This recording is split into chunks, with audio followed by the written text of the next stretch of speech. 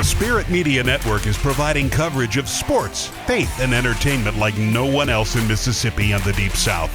No other media outlet touches all the bases as we do, from the Friday night lights to rubbing shoulders with the biggest names in college athletics. Be sure to follow us on our multiple platforms, including Facebook, Twitter, our YouTube channel, and by downloading our Roku/Smart TV channel, Spirit Live. Check out our website at spiritmedianet.com for upcoming projects and broadcasts, and stay up to date with what's happening on the Spirit Media Network, where we're changing the game. I can't imagine a better performer. I mean, I guess I could, but I mean, you were 50-some% in the first half, 59% in the second half, across the board. Is this kind of the way, is this the identity you guys are starting to forge?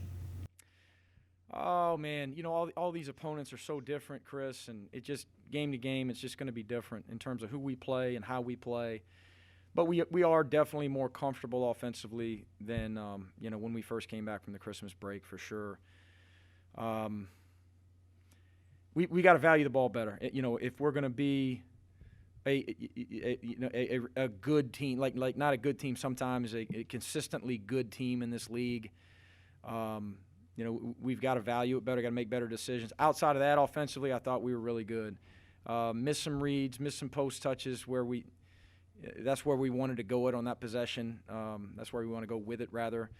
On time and on target post touches just weren't there at times, specifically second half on some calls. Some stuff we can clean up, but yeah, I mean, you shoot the percentage we shot on a row and you get to the foul line, 16 offensive rebounds.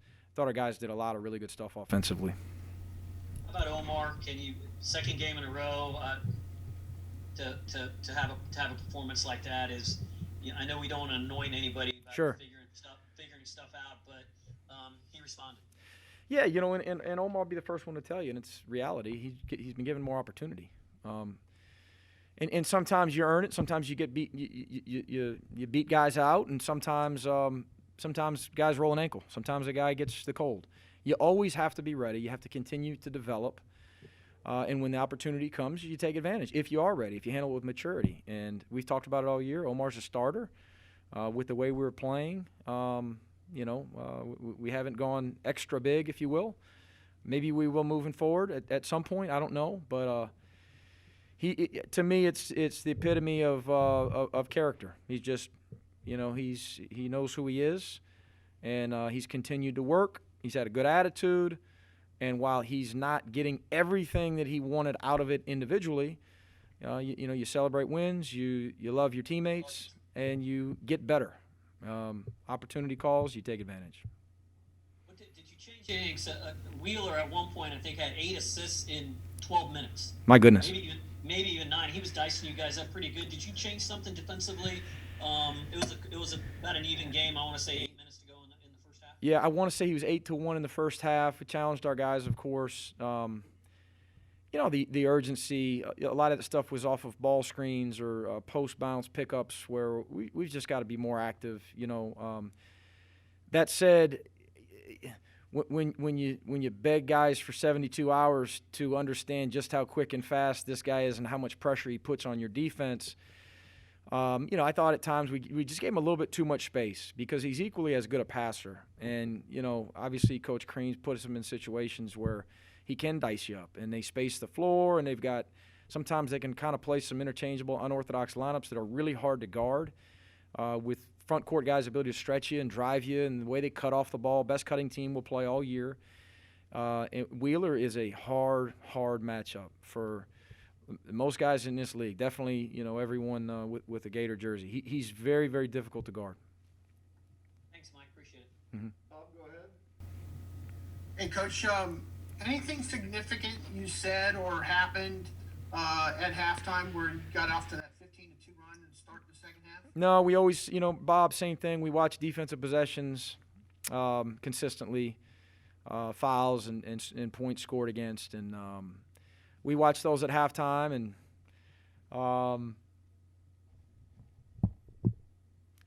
it's what we do. You know, really nothing different. I don't think that I said anything unique or a guy said anything unique from any other halftime. our guys, I think understood that, hey, we these possessions we were pretty sharp. These possessions we weren't. And we just talked about a few of those with how we defended Wheeler. Transition defense, I think we struggled with really all night. I mean, these guys, their initial push off of makes or misses is got to be as fast as anyone in college basketball. And your guys, you can sell it as much as you want, and you can try to sell it through film, but until you feel it, and until you're gasping for breath in defensive transition, and you're looking around and the ball's already been passed by you, or your guys run by you, it's really hard for it to sink in. What does it say about your team that Georgia actually went 9 of their last 11 shots in the game, and y'all still kind of maintained the lead? I thought we did a good job getting to the foul line there. Again, playing with the lead, not turning the ball over. Played with a little bit of poise, need more poise, need to execute, press offense a little bit better. And then for the most part, I think we converted at the foul line. I know we missed one there late, but I'm not sure what our numbers were late. But just, took advantage. Thank goodness that we had the lead, because down the stretch, you said it, Bob, we could not find stops late game. And then Osai got, I think, 15 minutes tonight.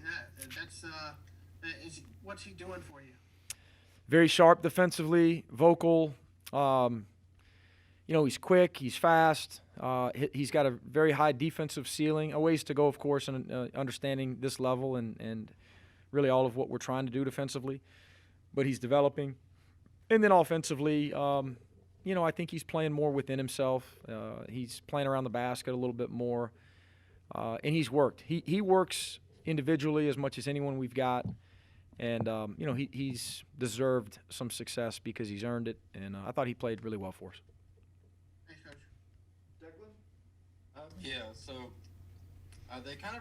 They're obviously really effective in transition, but they also ran kind of a dribble weave, high ball screen on offense in the first half. They got them some good looks. You went to a zone at some points in the first and second half. Can you talk about some of your adjustments that you made to Georgia's half-court defense that kind of were more effective? Yeah, I think we threw 3 or 4 half-court defenses at them and a couple of different presses at them, and I can't sit here and tell you that anything was really effective.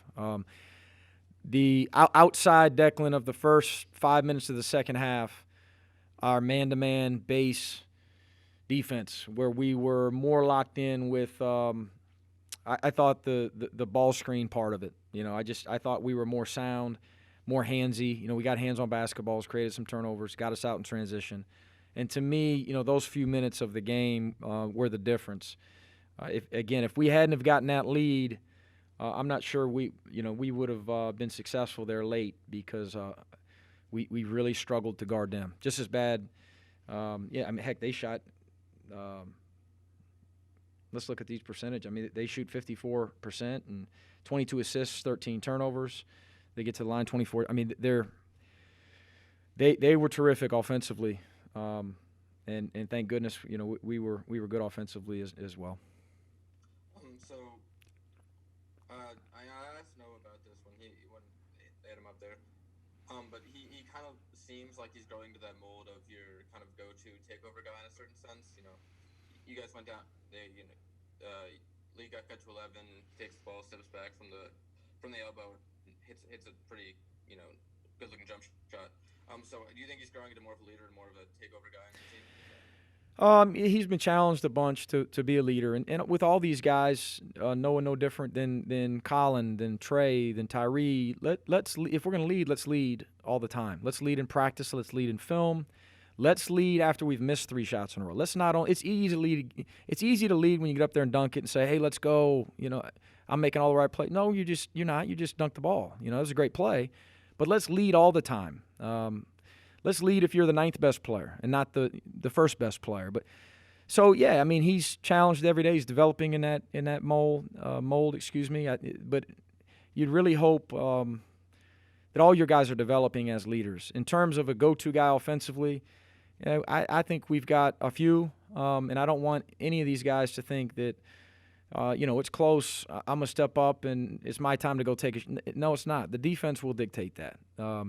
It's time. It's Noah's time and Trey's time and Colin's time and all these guys.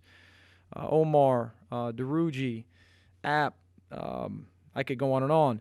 It's their time to step up and lead with a big shot when it's a good shot and the ball's moved and it's the right shot with time and score and it's your type of shot that you're efficient at. So I think Noah played within himself today. I thought he made some really good decisions. He was an Iron Man with the amount of minutes he played. For the most part, you know what you're getting defensively with him. He's strong, he's tough, and he's solid.